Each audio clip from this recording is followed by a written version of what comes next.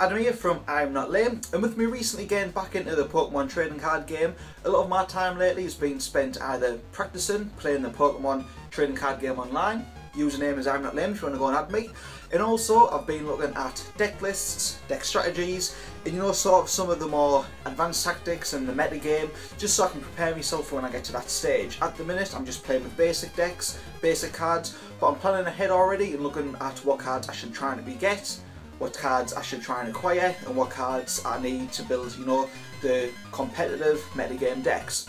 So with me doing this lately, I thought it would be interesting to take a retrospective look at some of the cards and some of the decks that were popular when the game first launched, when I was first getting into the card game as a kid, back in the Wizards of the Coast era. Now I'm going to do a couple of videos looking at some of the older decks, what cards they were focused around, what the strategies were for some of the popular decks back in the day. And today I'm going to start off by looking at the Haymaker deck. Now this was a deck that focused around Hitmonchan and Electabuzz primarily, and also included Cypher from the Jungle set. So this was a deck that was used very early on in the Pokemon trading card game life cycle, using basic cards and jungle cards. So without any further ado, let's jump straight in and have a look at the deck that packed a punch, the Haymaker deck. The Haymaker deck was popular in the very early days of organised Pokemon trading card gameplay. The deck utilised cards from the base set and jungle expansion initially, but then did expand to using more cards as more were released from the fossil set and a few promo cards. It was built primarily around Hitmonchan and Electabuzz from the base set, and like I say, when the jungle expansion came out, Cypher was a large part of the deck also. It was often overused due to its quick setup and high damage dealing stage 1 Pokemon. Each of the three main cards were, broadly speaking, very similar. Each had 70 hit points, and Hitmonchan dealt a straight 40 damage for 3 energy, whereas Electabuzz and Cypher could deal 30 damage, Electabuzz only needing 2 energy cards with the potential to deal 40 damage, or 30 damage and 10 damage to itself, based on a coin flip.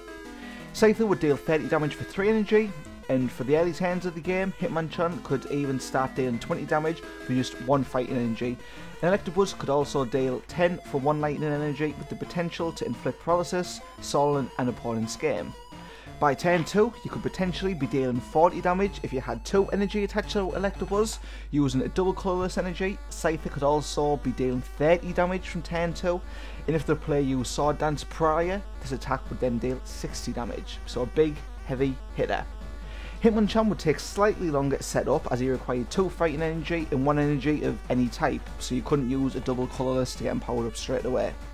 The Pokemon trainer cards, utilised in this Pokemon trading card game deck were Bill, Professor Oak and Computer Search, each allowing cards to be drawn to get Pokemon on the bench. Plus power would allow attacks to be beefed up by 10 damage, packing an extra punch.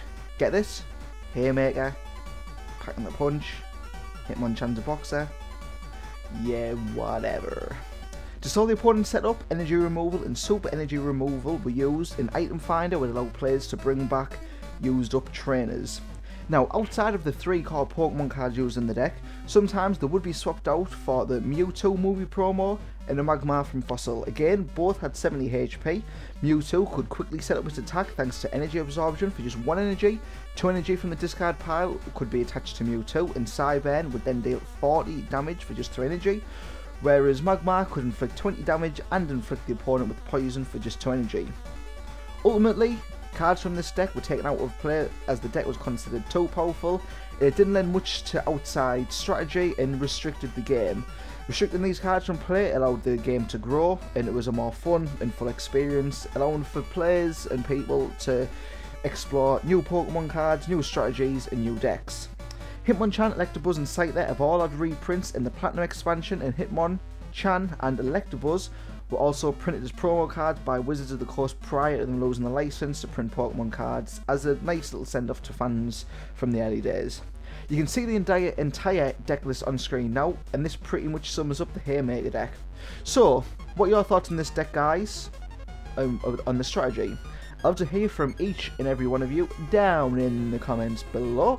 Also, make sure to like this video and then subscribe to be notified of each new Pokemon video that I upload. If you like, comment, subscribe and share the video, you'll also be entered in a free prize draw to win either a free Pokemon trading card online codes or free Pokemon cards. And yes, I ship worldwide, baby.